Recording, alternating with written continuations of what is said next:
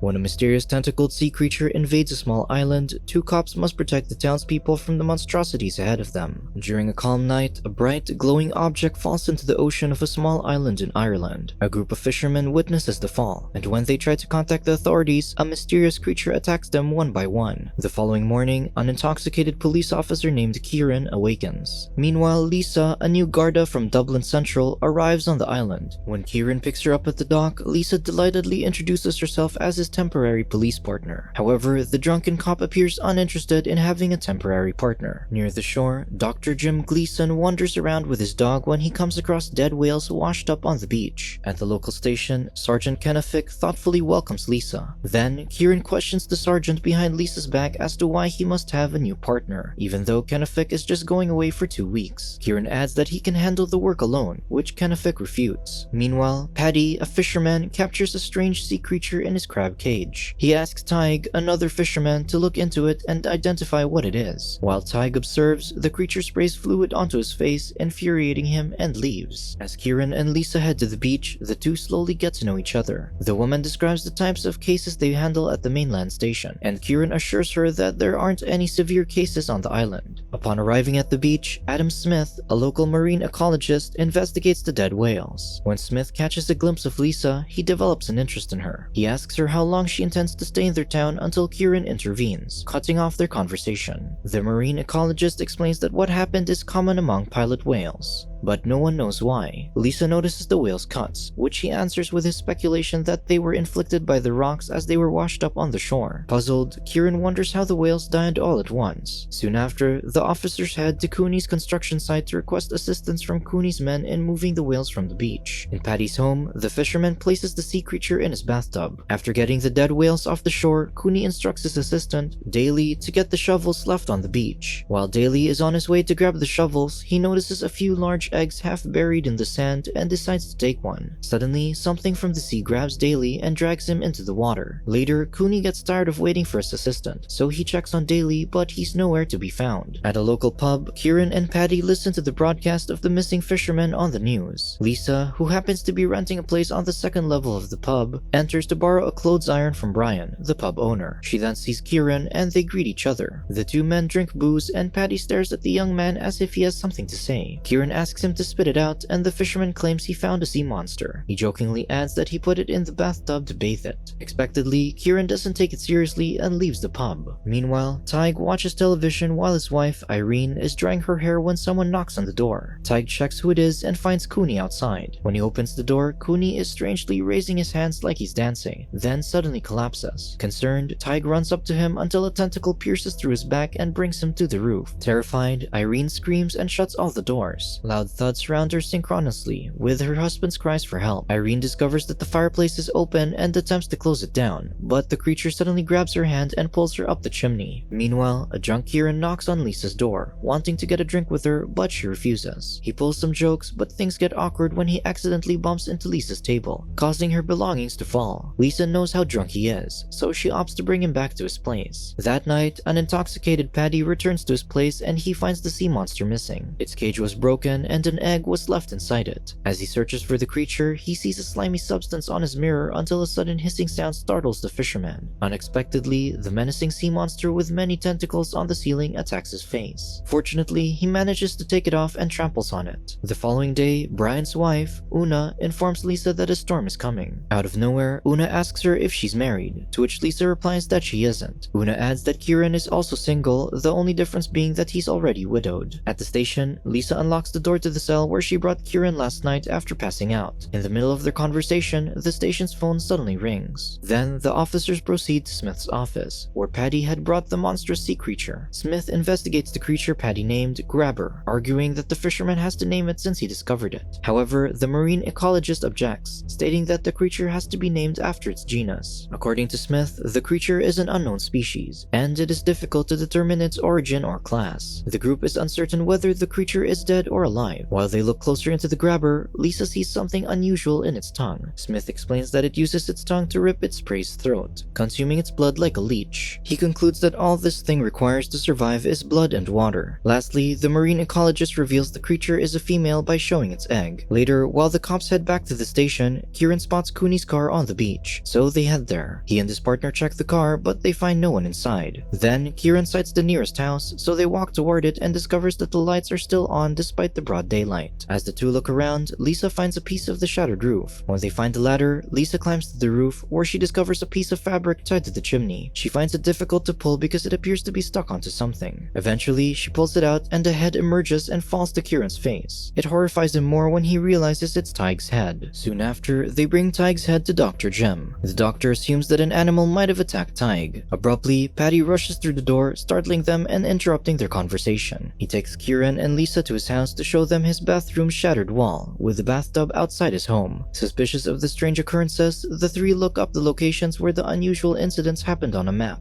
discovering they happened near each other. They realize there could be a male grabber searching for the female. Lisa wonders how it can walk on land since, according to Smith, it requires water to survive. Patty counters that it rained last night, which concerns them about the approaching storm that may put the locals in danger. Afterward, they go to the Black Rock Cave, believing it to be the grabber's lair. Patty chooses to remain outside as the police officers enter the cave. Once inside, Lisa discovers a fisherman's cloth on the ground and inquires if any fishermen have gone missing. Meanwhile, Patty discovers a grabber's egg outside the cave. He gently touches it, but a sudden movement from within the egg jolts him. Inside the cave, Ciaran calls out to see if anyone is around, but no one responds. On his second shout, a massive tentacled monster appears. The two officers immediately abandon the cave in fear for their lives. Exiting the cave calms them for a moment, expecting that the creature won't fit through the cave's narrow opening. Unexpectedly, the grabber's tongue snatches Ciaran's cap, so they fearfully run away. They come across Patty, who's also terrified while pointing at the eggs. On their way to Smith's office, the officers call the mainland station due to the emergency. However, no one is permitted to go to the island due to the storm. When the trio arrives at the office, they quickly burn the female grabber Smith is researching. Smith tries to warn them, but the fire alarm activates the sprinkles, spraying water on the creature. Patty cautiously walks out of the room, expecting the grabber to awaken, leaving the three attempting to switch off the water. Once turned off, they cautiously approach the creature, carrying whatever little weapon they find. When they come close to the creature, it sprays fluids on Ciaran's face and suddenly attacks him. He scrambles all over the room, trying to get the grabber off his face. When they successfully remove the monster, it throws up blood. The trio tramples on it to ensure that it doesn't attack again. Afterward, Patty walks into the room, and everyone wonders how he knocked the grabber down all alone, given that it took the three of them to get it off Ciaran's face. Smith suspects that the monster might have disliked Patty's blood. This makes them remember Patty's drunken state when he was attacked. His blood alcohol level was toxic because he was drunk, and since the creature feeds on blood, it almost poisoned itself when it bit Patty. They conclude that if their blood is infected with alcohol, they will be poisonous to the grabber. Later, they persuade Brian of their plan to keep everyone inside the pub for the night and get them drunk. Una walks in, curious about what they're up to. She then leaves them to their work, convinced that they're secretly planning something for her birthday. They continue their discussion outside the pub, where they decide to drink on Patty's level. However, Lisa isn't sure if her body can handle it. Ciaran chooses not to drink while everyone else is drunk so that someone can still manage the situation soberly. Lisa signals Ciaran aside to talk privately and expresses her displeasure with his decision. He reminds her of how he acts while intoxicated, insisting that he would be useless. When Lisa claims she has never been drunk in her entire life, Ciaran encourages her with motivating words. Smith cuts into their conversation, informing Lisa that she's the only healthy subject for a blood test. Moments later, Lisa is wasted after ingesting everything Patty drank the night the grabber attacked him, including his homemade brew. Afterward, they take a blood sample from Lisa and force the grabber to sip it. This immediately triggers a reaction that kills the female grabber, proving their theory effective. Later that night, Ciara and Lisa go to the church to urge the townspeople to join them at Brian's pub. No one appears to be persuaded initially, but everyone expresses interest when they are told it would be free. At the pub, everyone is having a good time getting drunk. At the same time, the team gathers in the kitchen to present their weapons against the creature. Apart from Ciaran, they all toast for a drink. The rain starts to pour and the two officers stay inside the car, where the drunk Lisa confesses her feelings for Ciaran. Simultaneously, Smith enters the kitchen and tries Patty's brew, which promptly wastes him. Meanwhile, Jim, who's still sober, steps outside to urinate since the restroom is occupied. In the car, Ciaran reveals his wife didn't die, but the relationship didn't work out. His wife met someone else, which made him depend on booze to drink his feelings away. While everyone is partying, baby grabbers crawl toward the pub. After Jim urinates, he observes them intently until one of them attacks him. Hearing the doctor's screams, Ciaran and Lisa jump out of the car to help him. After they remove the little grabber from his face and shove the rest away, they spot the enormous male grabber approaching. Suddenly, the grabber's tentacle snags Jim as they're about to run. The monster swallows the doctor and spits out his head. Terrified, Ciaran and Lisa dash toward the car, but the vehicle fails to start. For a moment, silence surrounds them and they realize that the grabber is above them. Fortunately, Brian phones in a two-way radio, and Ciaran tells him to open the door. To distract the grabber, Ciaran activates the car siren, which startles the monster. When Brian opens the door, the two officers rush inside. Once they enter the kitchen, Smith is too drunk because of Patty's brew. Ciaran and Lisa try to push the table to block the door as Brian orders Smith to light his gun. Afterward, Brian confidently runs out, but due to the rain, the fire from his gun immediately dies and prompts Ciaran to rescue him from the monster. In the kitchen, Una finds them and is clueless about what's happening. Everyone urgently gets out of the kitchen after hearing a thud on the door. In the pub, the townspeople are still having fun when Brian checks the booze and finds barely anything left. Then, Ciaran draws everyone's attention and informs them that the party will continue upstairs, to which people wonder why. Una confronts Brian if the party is truly for her. Instead of answering his wife, Brian blames Patty for bringing the grabber, resulting in a fight. To reassure the people that nothing is wrong, Lisa drunkenly mentions nothing is trying to kill them, revealing the danger ahead of them. With everything out of order, Smith looks for a drink and goes outside to fetch more. The officers try to stop him, but he's too drunk to listen. Outside, Smith confronts the monster and takes photos of it, claiming that it isn't that scary and that it won't harm him in his current state. After smelling Smith's breath, the grabber doesn't eat him but kicks him far away, thus killing him. Scared, the officers head back inside and force everyone upstairs as baby grabbers invade the ground floor. Upstairs, Ciaran tells the locals about the monster and how the booze protected them from it. As the group hides, Lisa spots the boot she wore at Cooney's site. She recalls the site's grabber truck, which can lift the monster and leave it in the air until the sun dries it to death. However, to carry out the plan, they need the keys to Brian's truck, which are left on the kitchen table. Ciaran offers to collect it, but everyone stops him, claiming he's sober and can be attacked by the baby grabbers. They need someone who's too intoxicated for the grabbers. Lisa volunteers to do it since she is the drunkest in the room. Shortly after, she walks into the pub with baby grabbers, too drunk to be terrified of them. Inside the kitchen, she grabs Patty's brew and a lighter, then gets the keys under the table. Unexpectedly, the grabber opens the door behind her. This alarms Lisa, and she shoots at it with her nail gun until she accidentally hits the power source, resulting in a blackout. Scared, Lisa exits the kitchen and uses the lighter for light. Unexpectedly, the grabber grabs her feet, making her drop the lighter, causing the pub to catch fire. Fortunately, she obtains a kitchen knife and cuts herself free from the monstrous sea creature. Seconds later, the fire has spread to the stairwell, which worries Ciaran. He goes out the window and spots Lisa driving Brian's pickup truck. Ciaran leaps onto the car before nearly getting caught by the grabber's tentacle. The monster continues pursuing them, and Brian calls to say that everyone's evacuating now that the monster is out of sight. After arriving at Cooney's construction site, Ciaran goes to the pit to bait the monster. He points his gun at the oil barrels in the pit, hoping the monster will fall inside. However, the monster grabs Ciaran with its tongue, causing him to fall into the hole. He quickly grabs the gun and points it at the oil barrels as the grabber approaches him slowly. Behind the grabber, a light unexpectedly appears. Lisa, riding a backhoe loader truck, runs over the sea monster and traps it in the pit. Afterward, Lisa exits the truck while Ciaran leaves the pit through the stairs. Thinking they finally defeated the monstrous creature, they celebrate with Patty's brew until the tentacle wraps around Ciaran's waist and drags him to the pit. He's about to get eaten by the grabber, so he pours the brew into the creature's mouth, intoxicating it and throwing Ciaran to the ground. Lisa quickly takes the gun and shoots the oil barrels, causing it to explode and burn the grabber alive. The following day, Brian invites Patty for a drink to restore their friendship.